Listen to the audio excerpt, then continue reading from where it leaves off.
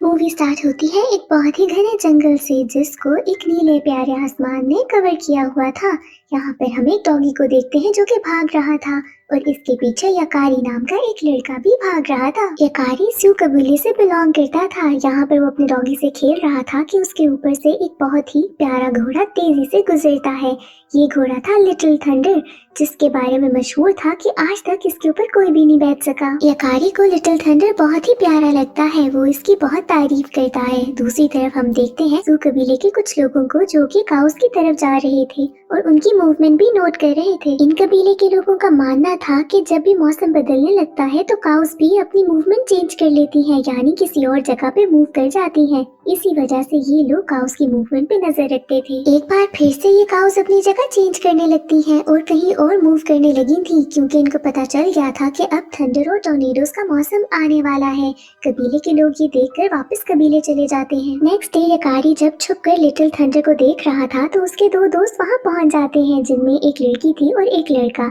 वो यकारी से कहते हैं कि चलो तीरंदाजी के लिए, पर यकारी उन्हें मना कर देता है और थोड़ा गुस्सा भी होता है क्योंकि उनके आने की वजह से लिटिल थंडर वहाँ से भाग गया था। यकारी के दोस्त वहाँ से चले जाते हैं और यकारी अपने फादर के पास जाता है, जहाँ पर जाकर वो कहता है कि क्या वो कभी भी लिटिल थंडर की सवारी कर सकेगा। इसके फादर हंसते हैं और बताते हैं कि कैसे पूरे कबीले के लोगों में से कोई भी आज तक उस पर नहीं बैठा। बहादुर से बहादुर इंसान भी आज तक उसकी सवारी नहीं कर पाया।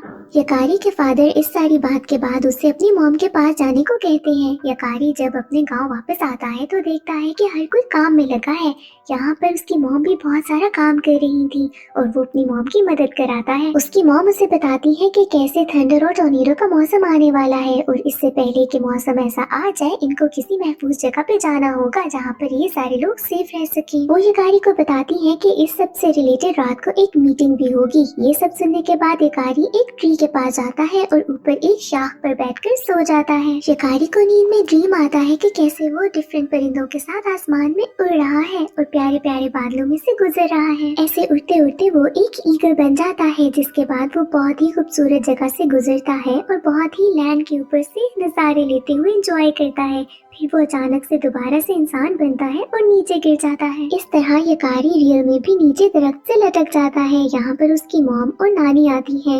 ये अपनी ड्रीम के बारे में इनको बताता है तो उसकी नानी बताती है कि ईगल को ड्रीम में देखना बहुत ही अच्छी बात है। साथ वो ये भी कहती हैं कि जो ईगल को अपने ड्रीम में देखता है वो बहुत ही ज्यादा लकी होता है। और अब रात हो जाती है। यकारी अपने दोस्तों के साथ मीटिंग अटेंड करने के लिए पहुंच जाता है, जहाँ पर गाँव के सारे लोग ही जमा थे।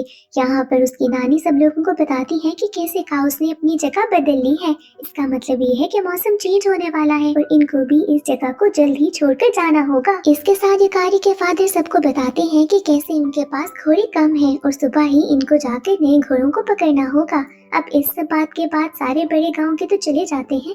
यकारी अपने दोस्तों को बताता है कि कैसे उसने आज लिटिल थंडर को देखा था और वो अपनी विश के बारे में भी बताता है कि कैसे वो लिटिल थंडर पर एक बार बैठना चाहता है। यकारी अपने दोस्तों को आइडिया देता है कि सुबह मेरे फादर घोड़े पकड़ने के लिए जाएंगे और लिटिल थंडर भी वहीं पर होगा।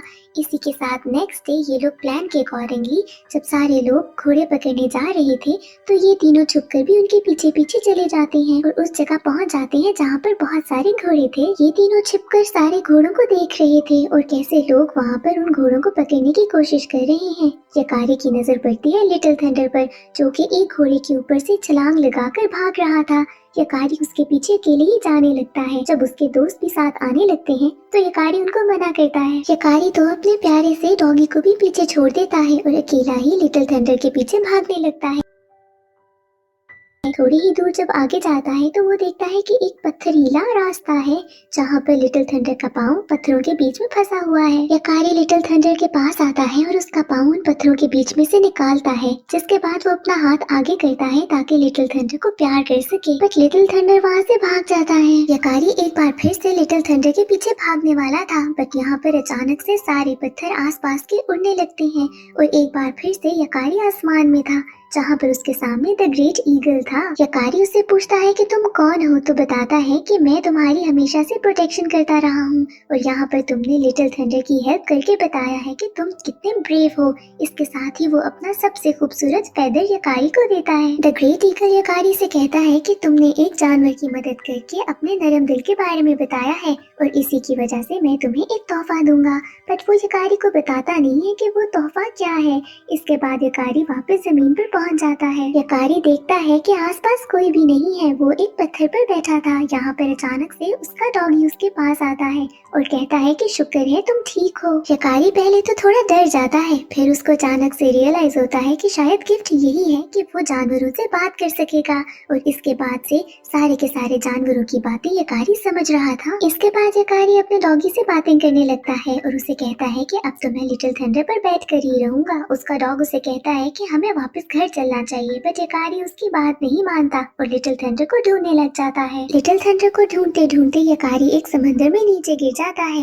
यहाँ पर उसका डॉग उसे देख लेता है और भागता है उसके पेरेंट्स की तरफ और उनको जाकर वापस बुलाने की कोशिश करता है कि वो यकारी के पास जाए और उसकी मदद करे। यकारी के पेरेंट्स को ऑलरेडी यकारी के दोस्तों ने बता दिया था कि कैसे वो लिटिल थंडर को ढूंढने के लिए निकल गया है। इसके बाद वो दोनों उस डॉग को फॉलो करते हैं ताकि वो यकारी तक पहुंच सके। यकारी को ढूंढते ढूंढते रास्ते में उन्हें उसके फुटस्टेप्स मिलते हैं जो कि समंदर तक उन्हें ले जाते हैं। वहाँ पर उन्हें वो ईगल वाला फेदर भी मिलता है।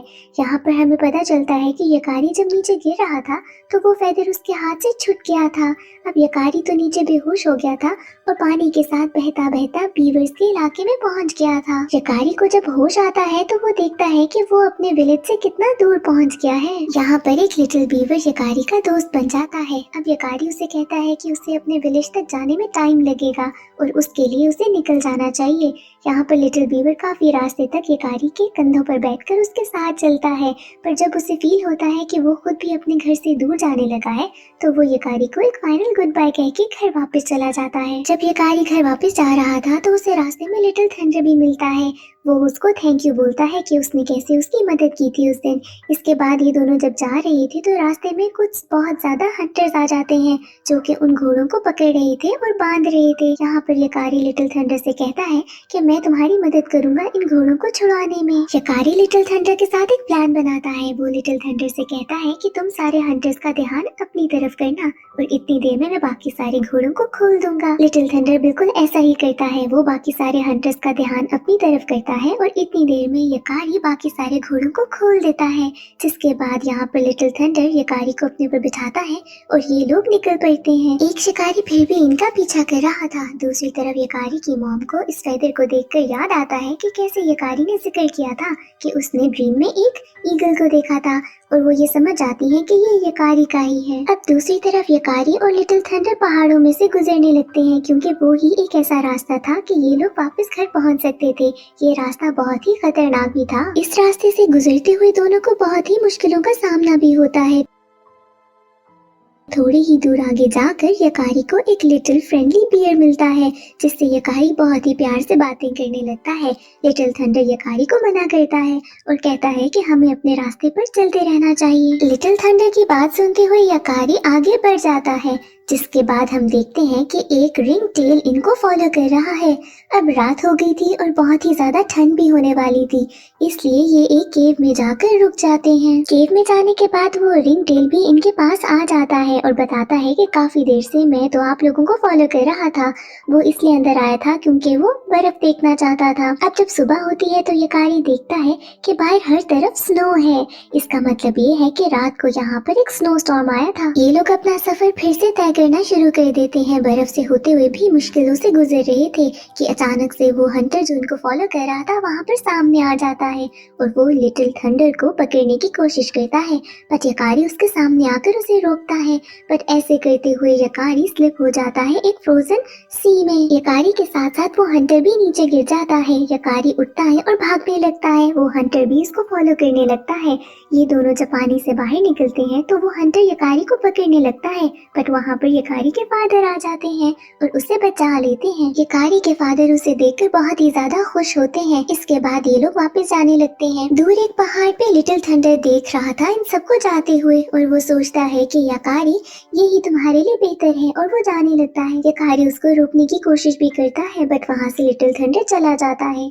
जब यकारी अपने पेरेंट्स के साथ वापस जाता है तो वो देखता है कि दूर से एक टॉर्नेडो आ रहा है। ये लोग अब अपने घोड़ों पे यहाँ से भागने लगते हैं। इतनी ही देर में लिटिल थंडर भी वहाँ पहुँच जाता है, जो यकारी को अपने ऊपर बिठाता है। इसके बाद वो यकारी को कहता है कि सबको बोलो मुझे फॉलो करे, क्योंकि मुझे एक शॉर्टकट का पता है। ये रास्ता सच में ही बहुत ज्यादा सेफ था और शॉर्ट भी। ये लोग जल्द ही दूसरी जगह पर पहुँच जाते हैं, जहाँ पर गांव के बाकी सारे लोग इनका वेट कर रहे थे। वो सब देखते हैं कि यकारी ही लिटिल थंडर पर बैठकर आ रहा है, और यहाँ पर सब लोग यकारी को सबसे ब्रेवेस्ट बॉय का टाइटल देते हैं। इसके बाद यकारी के फादर भी उसे वो ईगल का फेदर वापस करते हैं कि तुम सच में दिल से बहुत बहादुर हो। यकारी ने इस मूवी में हमें बताया कि कैसे अगर हम दिल से किसी चीज को चाहते हैं तो उसके लिए मेहनत करती रहनी चाहिए और वो चीज हमें मिल जाती है। और इस लेसन के साथ ये मूवी एंड हो जाती है।